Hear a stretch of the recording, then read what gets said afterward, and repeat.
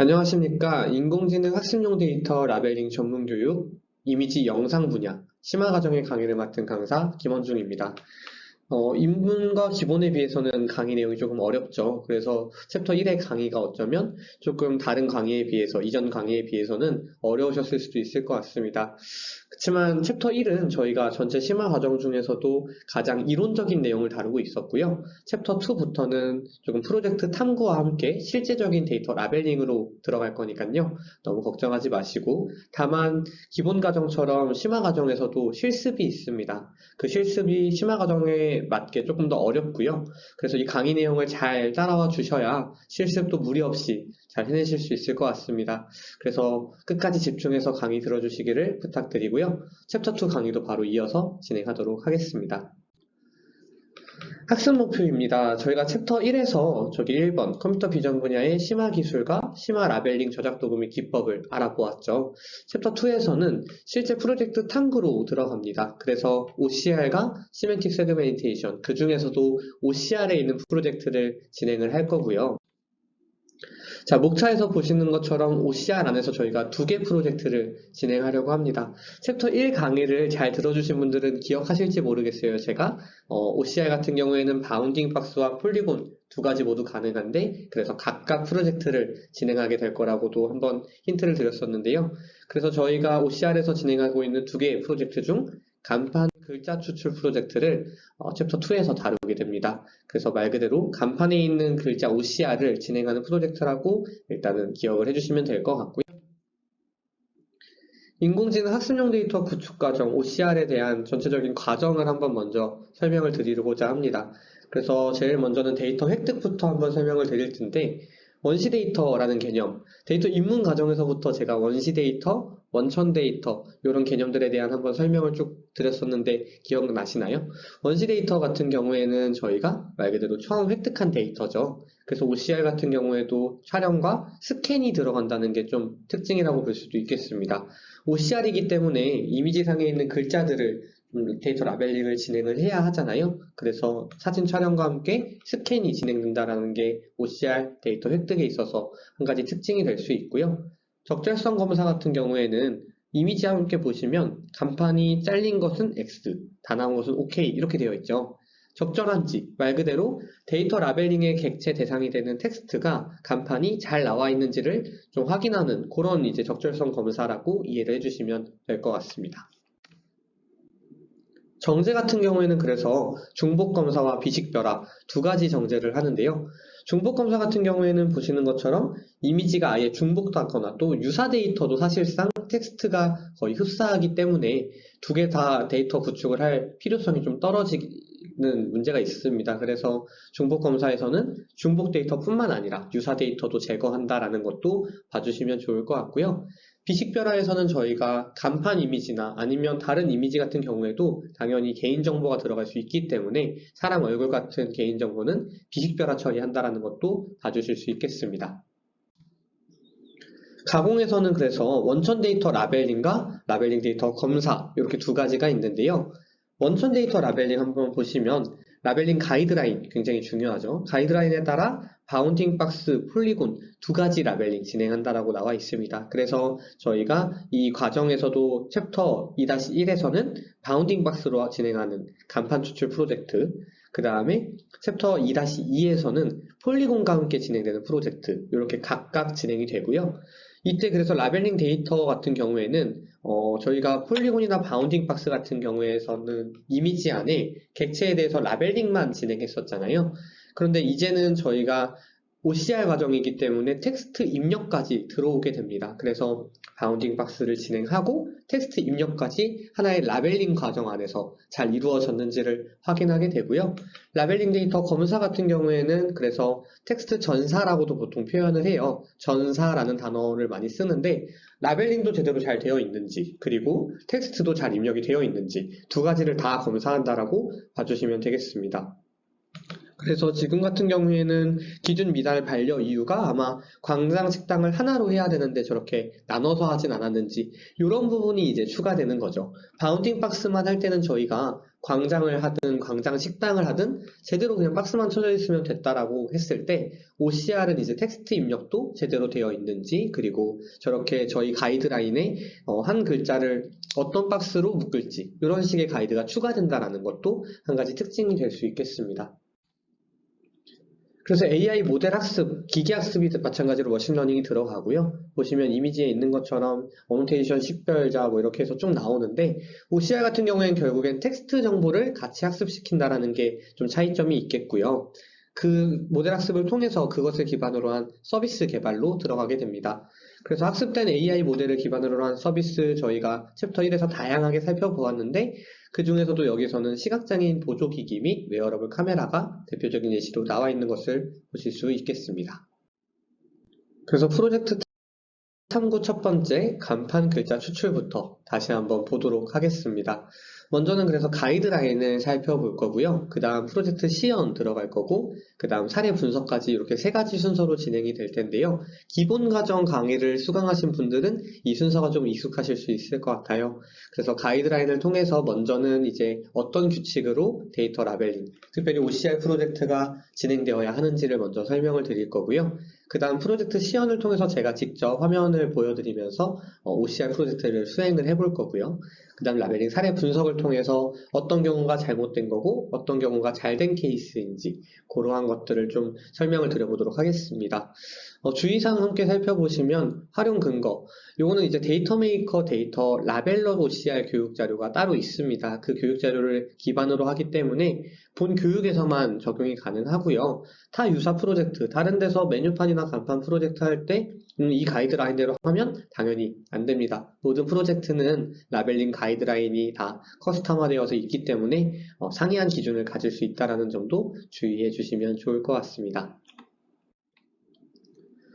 간판 글자 추출 라벨링 가이드라인 이렇게 나와 있죠. 그래서 라벨링 대상부터 항상 먼저 확인하시는 게 중요합니다. 그래서 라벨링 데이터는 한글로 구성된 간판 이미지 되어 있고요. 그러면 그 이미지 안에서 우리는 무엇을 라벨링을 하는지, 자, 라벨링 대상이 바로 설치 간판에 가로로 쓰여진 한글. 자, 벌써 라벨링 대상만 봤을 때 저희가 유추할 수 있는 기준들이 있습니다. 첫 번째는 설치 간판이죠. 간판의 종류가 굉장히 다양하게 있는데 그 중에서도 설치 간판을 우리가 타겟으로 한다라는 거, 그리고 가로로 쓰여진 간판 같은 거 세로도 있고요. 이렇게 물결 치는 것도 있을 수 있잖아요. 그런데 저희는 가로로 쓰여진 그리고 한글, 이렇게 세 가지 벌써 좀 가이드 기준으로 나올 만한 것들이 보이시죠? 어쩌면 이제 기본 과정, 심화 과정 거치시면서 이러한 라벨링 대상만 봐도 기준을 유추할 수 있다라는 이러한 눈이 키워지는 것도 정말 우수한 데이터 라벨러로 이제 양성되는데 중요한 부분일 것 같습니다. 그래서 우선은 라벨링 대상에서 저희가 유추할 수 있는 거, 설치 간판이라는 거, 그 다음 가로로 쓰여진 한글, 총 세 가지를 좀 확인하실 수 있을 것 같습니다. 라벨링 활용 방안 그래서 살펴보시면요. 간판 등의 실사 글자를 분석한다 라고 되어 있네요. 그래서 자동으로 한글을 인식할 수 있도록. 간판 같은 경우가 대부분 한글만 있는 게 아니라 이제 영어라던가 아니면 디자인이 들어가 있는 문자도 굉장히 많죠. 근데 저희가 실사 글자를 분석해서 자율주행이나 아니면 다국어 간판 번역 서비스 개발 등에도 활용하겠다 이렇게 활용 방안이 제시되어 있는데요. 자율주행 같은 경우에는 당연히 교통표지판에 적용이 되겠죠. 간판이나 교통표지판이나 유사한 환경이라고 만약에 저희가 정의할 수 있다면 그렇게 자율주행에서도 확인이 가능하겠고요. 다국어 간판 번역 서비스 같은 경우도 보시면 이제 한국어로 인식한 다음에 그거를 그냥 있는 그대로 읽어주는 게 아니라 말 그대로 번역해주는 그런 서비스에도 활용이 된다면 관광 문화 이런 발전에도 많이 이바지할 수 있는 그런 활용 방안이 되겠습니다.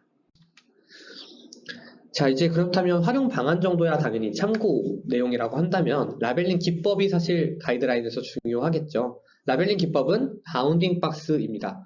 보시면 컴퓨터 클리닝, 그 다음 명진사, 부산단임 외벽공사, 그 다음 아래에 있는 다양한 글자들이 다 바운딩 박스로 라벨링 되어 있는 거 보이시죠?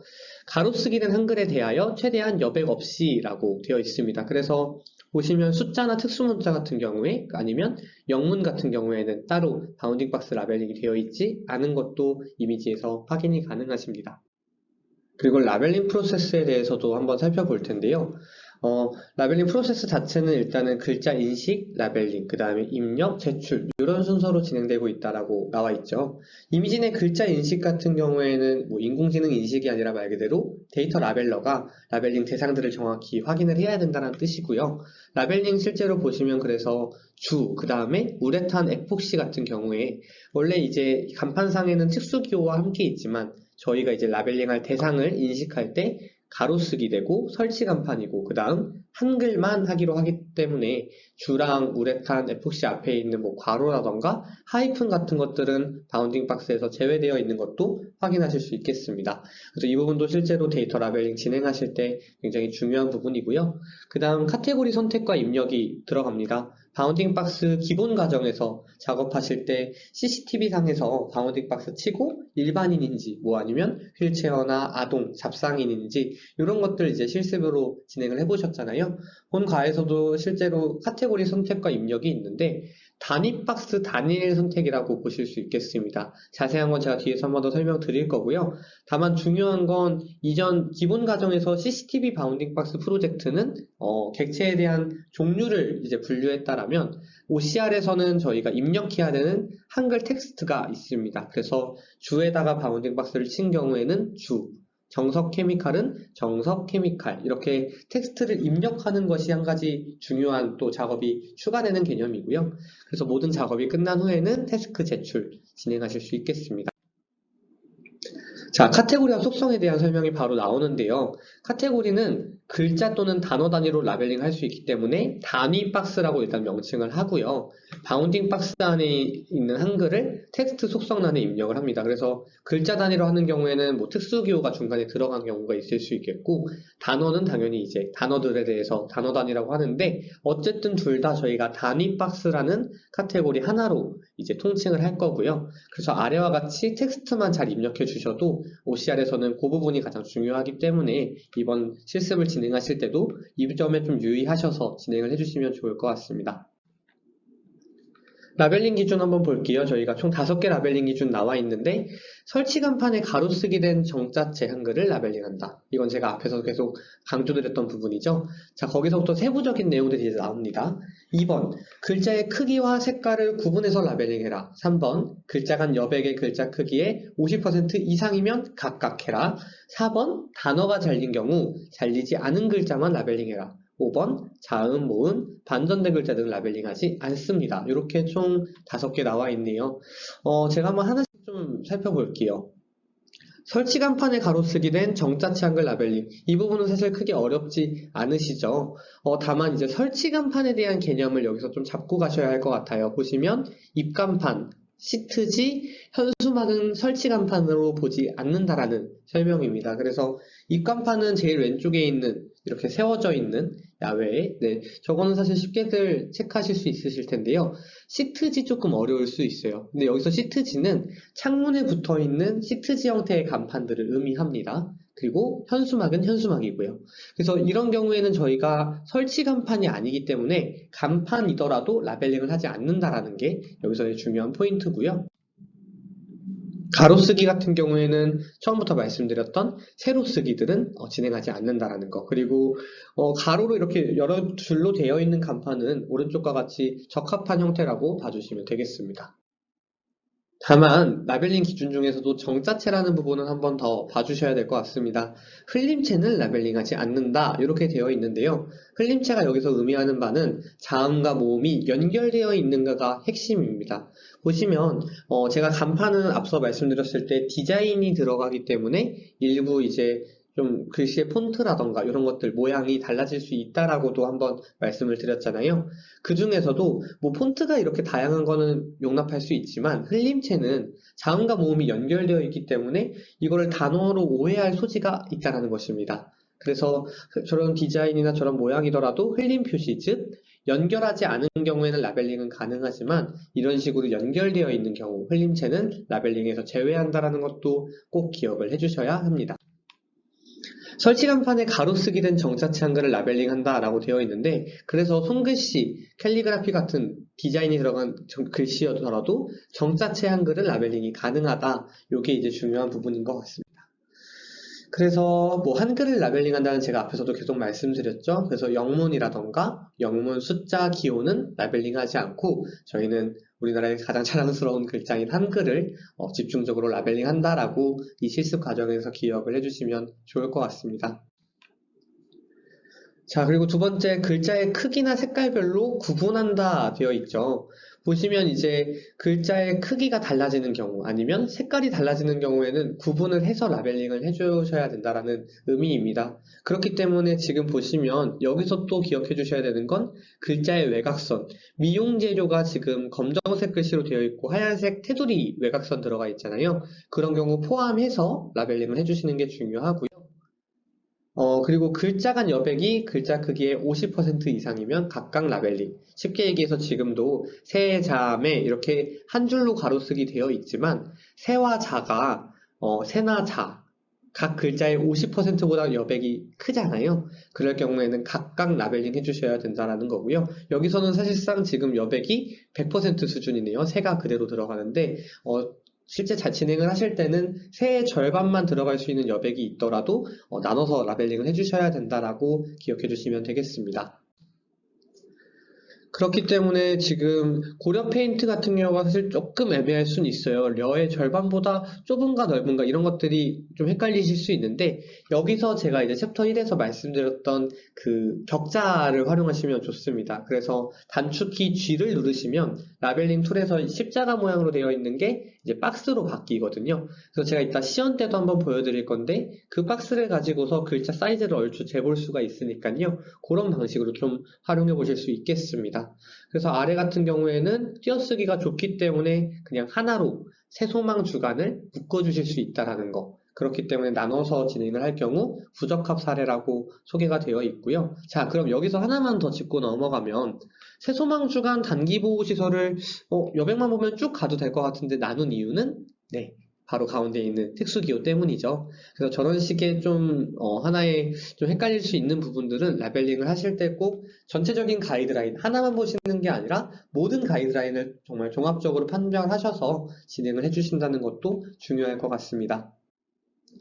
라벨링 기준 네 번째 보시면 단어가 잘린 경우 그리고 잘리지 않은 글자만 라벨링 한다라고 또 추가가 되어 있습니다. 그래서 보시면 세종국 같은 경우에는 의미 자체가 좀 신호등 때문에 뭐 약국일 수도 있겠네요. 근데 가려져서 의미가 훼손되었지만 OCR은 의미를 이제 학습시킨다라기보다는 이미지상에 있는 텍스트의 어떤 이미지를 전산으로 이렇게 바꾸어주는 작업이잖아요. 그렇기 때문에 의미와 무관하게 세종, 국 이렇게 라벨링 가능하고요. 그 다음에 오른쪽에 있는 이미지도 보시면 미음이 조금 이제 빛 번짐 때문에 사라졌죠. 그래서 요 뜨는 김밥 이렇게 의미가 깨져도 무방하다라는 그러한 의미입니다.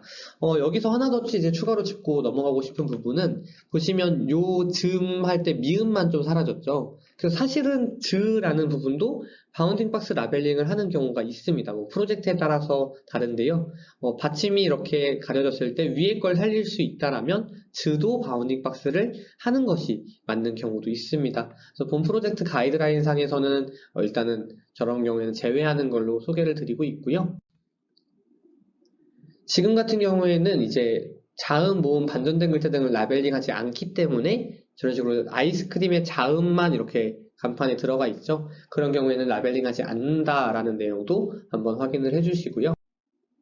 네, 그리고 나서 이제 라벨링 기준 중에는 또 자음, 모음 외에도 반전된 글자도 함께 라벨링하지 않는다라고 되어 있습니다. 반전된 글자 같은 경우에는 뭐 거울에 비친 게 아니더라도 실제로 이제 간판의 디자인의 한 요소로 반전된 글자들이 들어간 경우가 간혹 있습니다. 근데 그 경우에도 저희가 라벨링을 진행하지 않는다라는 거 꼭 기억을 해주시면 좋을 것 같습니다. 네, 그래서 이제는 프로젝트 시연을 통해서 앞서 보신 그 가이드라인을 토대로 제가 실제로 OCR 프로젝트 진행하는 걸 한번 보여드릴 텐데요. 보시면서 이 가이드라인이 이렇게 적용될 수 있구나 이런 것들을 한번 살펴보시면 좋을 것 같습니다. 그럼 제 화면으로 실제로 같이 한번 진행을 해보도록 하겠습니다. 네, 보시면 가장 먼저는 사실 튜토리얼 창이 보이시겠죠? 이렇게 튜토리얼 대시보드가 나올 거고요. 그 중에서도 이제 프로젝트 목록 중에 간판 글자 추출 진행을 해주시면 되겠습니다. 그래서 프로젝트 진행하기 버튼 눌러주시면 이런 창으로 들어오게 되고요. 지금 같은 경우에는 제가 이전에 이제 한번 예시를 보여드리기 위해서 만들어 놓은 태스크들을 먼저 확인을 하면서 진행을 하도록 하겠습니다. 그래서 지금 보시는 것처럼 이미지가 이제 처음엔 이렇게 나올 거예요.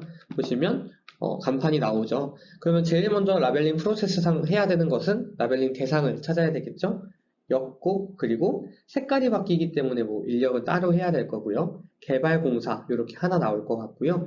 직업소개소, 그 다음 부천, 유, 총 이렇게 나오겠네요. 그래서 실제로 라벨링을 한번 진행해 보면 지금 간판 이미지이기 때문에 사실은 바운딩 박스를 그렸을 때 선이 잘 안 보이는 경우가 있을 수 있어요. 그래서 이럴 때는 밝기 조절을 통해서 한번 좀 어둡게 이미지를 바꿔주신 후에 진행을 해주시면 더 좋을 것 같고요. 가장 핏하게 딱 맞게 라벨링을 생성해야 되기 때문에 바운딩 박스를 이렇게 드래그해서 만들어 주시고요. 그 다음에 이제 이 카테고리는 단위 박스를 꼭 눌러주신 다음에 여기에 였고 이렇게 텍스트를 입력해 주시는 게 전체 하나의 과정 라벨링입니다. 그래서 요거 같은 경우에도 지금 저희가 그 튜토리얼 프로젝트는 항상 실습을 위해서 알림창을 띄워드리죠. 제출 누르면 미태깅이 아직 5개 있다라고 안내가 나옵니다. 그래서 인력, 개발공사, 직업소개소, 부천, 유, 뭐 이렇게 5개가 되겠네요. 이렇게 그래서 봐주시면 되고요. 만약에 개발공사 같은 경우에 너무 이렇게 넓게 했다거나 하면은 라벨링을 진행을 하더라도 개발공사 제출을 누르셨을 때 낮은 정확도라고 마찬가지로 나올 거예요. 그래서 박스를 꼭 핏하게 이렇게 라벨링 대상 객체에 맞춰주시는 게 좀 중요합니다. 이거는 이제 분명히 맞춰주시지 않았을 때 낮은 정확도가 계속 알림창이 떠서 확인이 되실 거고 만약에 제가 이걸 개발 0이라고만 써서 제출했을 때는 오태깅이라고 나오죠. 라벨링이 제대로 되어 있지 않기 때문에 그래서 오타가 있거나 한 경우에는 오태깅으로 나온다는 것도 기억을 해주시면 좋을 것 같습니다. 그리고 만약에 제가 작업 대상 한글이나 이런 것들이 아니라 이렇게 숫자를 라벨링을 한다라고 가정을 해볼게요. 6633 그렇게 제출을 눌렀을 때는 과태깅이라고 나오죠. 라벨링을 하지 않아야 하는 것을 라벨링했기 때문에 그래서 만약에 과태깅이 있다라면 나는 분명히 가이드에 맞게 다 한 것 같은데 왜 과태깅이 있지 했을 때 보통 가장 많이 하시는 실수는 설치 간판이 아닌 경우가 있을 수 있습니다. 아니면 뭐 흘림체였을 수도 있고요. 그래서 하지 않아야 되는 걸 한다라는 이제 과태깅이 나왔을 때는 전반적으로 가이드라인 중에 라벨링 제외 대상을 내가 라벨링하지 않았는지 그거를 좀 살펴보시는 게 좋을 것 같습니다. 그래서 이렇게 태스크 하나에 대해서 설명을 드렸고요. 실습 때 실제로 해보시는 게 중요하다 보니까 제가 이미지는 요거 하나만 하고 나머지 이미지들은 조금 꽁꽁 숨겨둘게요. 그래서 실습 진행하시면서 조금 헷갈리실 경우에는 반드시 가이드라인을 집중적으로 확인을 해주시면 좋을 것 같습니다. 네, 그러면 넘어가서요. 라벨링 사례 분석 다시 한번 짚고 마무리하도록 하겠습니다. 보시면 적합, 과태깅, 오태깅, 미태깅 이렇게 4가지 나와 있는데 당연히 적합한 경우에는 뭐 글자가 잘린 경우에는 온전한 글자 단위로 저렇게 자 정도는 해주셔야 된다. 이런 내용이 있고요. 그 다음에 세로형 설치 간판인 경우에도 저희가 세로 쓰기를 안 하는 거지 세로 간판을 안 하는 건 아니잖아요. 그래서 저런 부분도 잘 확인을 해주셔야 되고 보시면 해법 같은 경우도 일단 가로쓰기로 본 거죠. 오른쪽 이미지에. 네, 그럼 저런 경우도 반드시 해주시면 좋을 것 같고요. 플래너스, 영어 학원 이런 경우에는 뭐 영어 학원 하나씩 라벨링을 한다라면 모를까 저 세로쓰기를 하나로 진행하진 않는다라는 것도 꼭 기억을 해주시면 좋을 것 같습니다. 라벨링 사례 분석 미태깅입니다. 그래서 지금 같은 경우에는 반찬 이런 경우도 꼭 이제 태깅을 해주셔야 된다는 뜻이죠. 메인 간판의 글자뿐만 아니라 설치 간판 내에 있는 모든 가로쓰기 된 한글은 라벨링을 해야 된다. 이렇게 되어 있습니다. 가려진 글자를 라벨링하지 않은 경우 지금 같은 경우에는 옷을 라벨링을 하지 않은 거죠. 저런 경우에도 이제 글자를 인식할 수 있으면 반드시 라벨링을 진행해 주셔야 된다는 게 중요합니다. 그리고 홍, 연자 이런 부분은 현수막이기 때문에 오태깅으로 나올 거고요. 네, 요게 이제 제가 아까 말씀드린 것 중에 반전되어 있는 문구죠. 지금은 이거는 이제 실제로 뭐 거울이나 이런 게 비친 게 아니라 간판 자체가 거꾸로 되어 있거나 촬영이 저렇게 되는 경우도 있어요. 간판이 아니더라도 촬영 자체가 실제로 저렇게 설치되어 있는 것처럼 잘못 수집이 된 경우도 있어서 저런 경우에는 당연히 태깅을 하지 않아야 된다라고도 기억을 해주시면 좋을 것 같습니다. 네, 그럼 퀴즈를 통해서 한번 요 간판 글자 추출 프로젝트를 마무리를 해볼 텐데요. 자, 다음 사진에서 적절하게 라벨링된 라벨은 무엇인가요? 정답은 네, 1번이죠. 오답을 하나씩 보시면 2번은 비빔냉면 새로 쓰기 되어 있고요. 3번은 상가임대 현수막이죠. 그리고 4번은 숫자 및 기호이기 때문에 한글 이외의 문자는 라벨링하지 않습니다. OCR 라벨링 기준에 맞으면 O 아니면 X를 고르세요. 1번 간판에서 확인 가능한 정자체 한글과 영어를 바운딩 박스로 라벨링한다. 그 다음 2번 글자 간 공백이 넓거나 크기 차이가 심한 경우 나눠서 라벨링한다. 3번 단어가 달린 경우에는 라벨링하지 않는다. 4번 캘리그라피로 쓰여진 설치 간판은 아무것도 라벨링하지 않는다.